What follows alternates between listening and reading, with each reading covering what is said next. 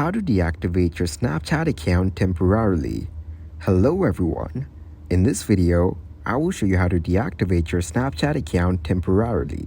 Open the Snapchat application on your mobile device. Go to the chat section.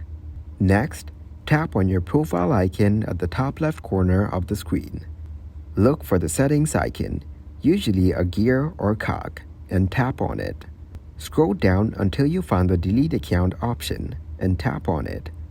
You will be asked to enter your username and password for verification. Finally, tap on the continue button to confirm the temporary deactivation of your account. And that's it. Your Snapchat account will be temporarily deactivated.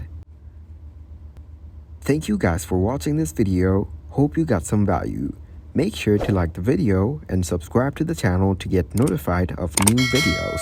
See you in the next one.